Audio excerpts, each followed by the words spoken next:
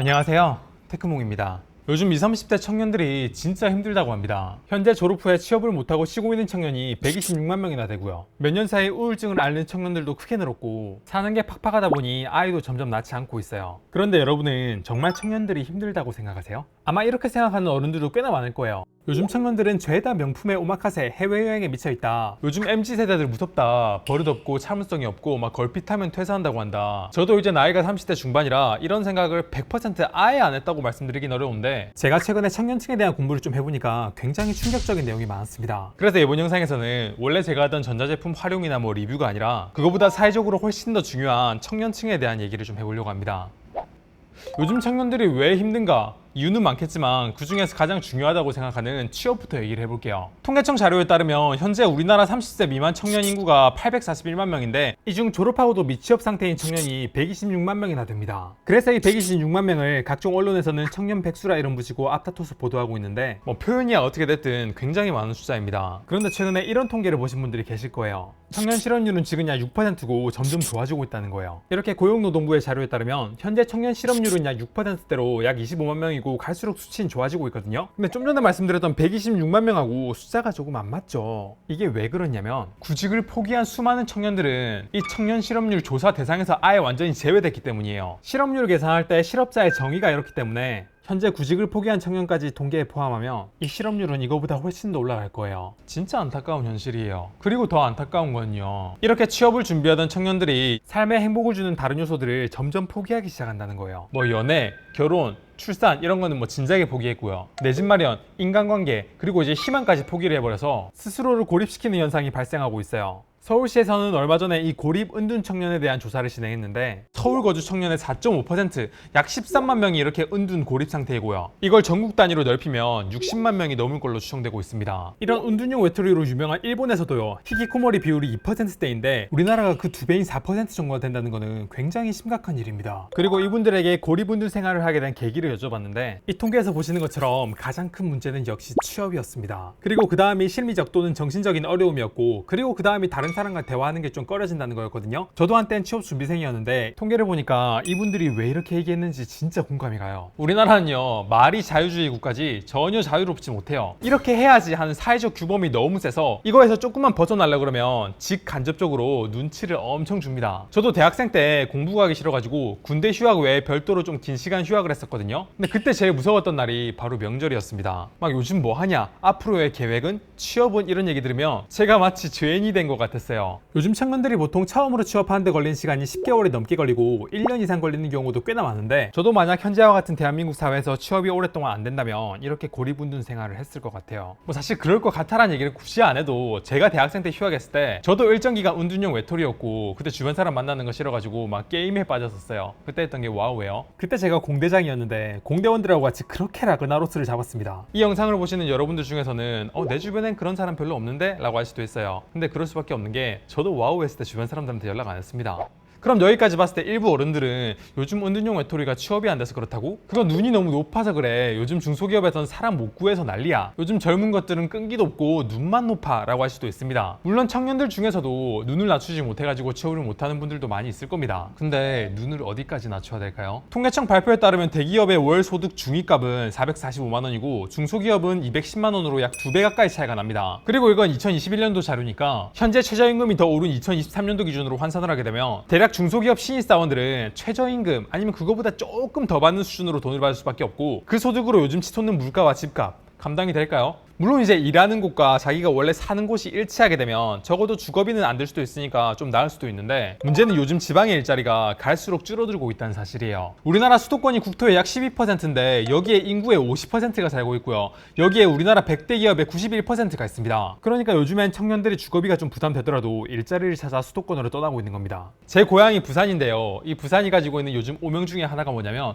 노인고와 바다입니다. 10,000명이 넘는 청년들이 매년 수도권으로 빠져나가고 있어서 그래요. 청년들은 일자리를 찾아 떠나고 고령 인구가 늘어나니까 노인과 바다라는 웃지 못할 별명이 생겨난 거예요. 다시 본론으로 돌아와서 지방에 살던 청년들이 수도권으로 가게 되면 매달 주거비를 내야 되는데 서울이나 이렇게 수도권으로 올라오게 되면 물가도 굉장히 차이가 많이 납니다. 그런데 이 최저임금이 조금 넘는 한 210만 원 정도로 돈 모으고 집 사고 결혼하고 아이 키우고 가능하겠어요? 그러니까 요즘 연애, 결혼, 육아를 넘어서 취업에 내 집 마련의 꿈과 희망까지 포기하는 청년들이 늘어나는 건 어찌 보면 당연한 거예요. 그럼 그 다음으로 우리나라에서 요즘 가장 핫한 주제 중 하나인 출산에 대해 얘기해 볼게요. 한국은요 지금 전 세계에서 아이를 키우는데 드는 양육비가 가장 비싼 나라입니다. 국가별 1인당 GDP 대비 자녀 양육비가 몇 배인가를 비교한 자료를 보면 한국이 GDP의 7.8배로 세계 1위입니다. 이걸 돈으로 환산하면 3.7억이에요. 그리고 이 양육비 중에 가장 큰 비중을 차지하는 게 뭔지 아세요? 바로 사교육비입니다. 이 통계를 보면 1년 사이에 학생 수는 4만 명이 줄었는데 사교육비는 오히려 늘어나는 기현상을 볼 수가 있어요. 교육부와 통계청 자료에 따르면 이렇게 1인당 월 평균 사교육비가 약 40만 원대라는데 근데 이건 사교육비를 안 받는 인원까지 포함된 거기 때문에 사교육을 받는 사람 기준으로 환산하게 되면 얼마냐를 환산하면 한 50만 원 정도 된다고 해요. 근데 이것도 실제로 사교육비를 내고 있는 입장에서는 그런 데가 어딨냐 라는 얘기가 들 정도로 이건 실제하고 조금 괴리감이 있어 보이는데 이 통계를 좀 분석해 보니까 이거는 방학 기간에 내는 비용 빠진 거고요. 그리고 예체능도 제외된 거라서 실제로 자녀에게 드는 사교육비는 자녀의 나이에 0 하나 더 붙여야 된다는 우스갯소리가 그래서 나온 겁니다. 예를 들어 뭐 15살이면 한 달에 150만 원인 거죠. 가끔 어른들 중에서는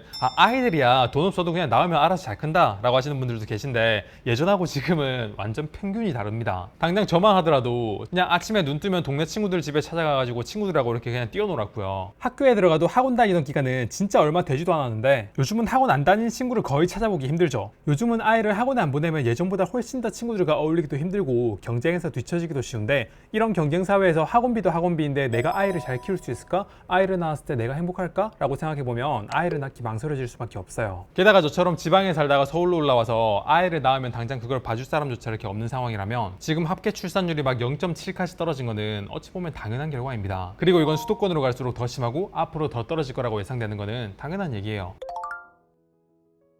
물론 여기까지 보셨으면 요즘 청년들이 그렇게 힘들면 명품이니 해외여행이니 오마카세니 호캉스니 이런 거 왜 그렇게 많이 하는 거야? 라고 생각할 수도 있어요. 실제로 우리나라는요 1인당 평균 사치품 소비 금액이 또 전 세계 1위예요. 참 우리나라는 뭐만 하면 1위인 것 같아요. 게다가 요즘 사치품 기업들은 이렇게 막 아이돌을 내세워서 홍보를 하고 있고 예전에 사치품 시장은 주로 30, 40대의 상징이었다면 요즘은 20, 30대의 영향력이 굉장히 커지고 있습니다. 그래서 요즘 인스타와 같은 SNS 같은 거 보면 그렇게 많은 뭐 사치품이니 해외여행이니 호캉스니 오마카세니 하는 게 올라오는 거예요. 어떻게 보면 되게 안타까운 겁니다. 답이 보이지 않는 미래를 위해서 현재를 포기하느니 미래를 포기하고 현재를 살겠다는 거죠. 물론 이런 젊은 사람들의 소비 행태는 SNS와 커뮤니티의 영향을 굉장히 많이 받았습니다. 한국은 전 세계에서 가장 SNS를 많이 하는 나라 2위고요. 전 세계 평균인 53.6%보다 한참 높은 89.3%나 됩니다. SNS 중 무엇을 가장 많이 쓰느냐를 살펴보면 인스타그램이 정말 높은데 이러다 보니까 요즘 기업에서 마케팅할 때 이걸 인스타그램에 올릴만 한지 인스타그램업을 한지를 평가한다고 해요. 그래서 인스타그램에 이런 것들이 많이 올라오는 겁니다. 그리고 이런 SNS 외에도 요즘 젊은 사람들의 커뮤니티 이용은 급속도로 늘어나고 있는데요. 현재 대한민국에서 가장 많이 접속하는 사이트를 순서대로 나열하면 유튜브가 제일 위에 있고요. 그거 아래로 보면 커뮤니티의 방문자가 정말 어마어마합니다. 유튜브, 구글, 네이버 다음이 바로 커뮤니티 DC 인사이드가 월 방문자 수가 2억 2천만이에요. 이게 최근 몇 년 사이에 엄청나게 증가했습니다. 그리고 조금만 더 내려가면 FM 코리아가 보이네요. 근데 여기 방문자 수가 거의 쿠팡급이네요.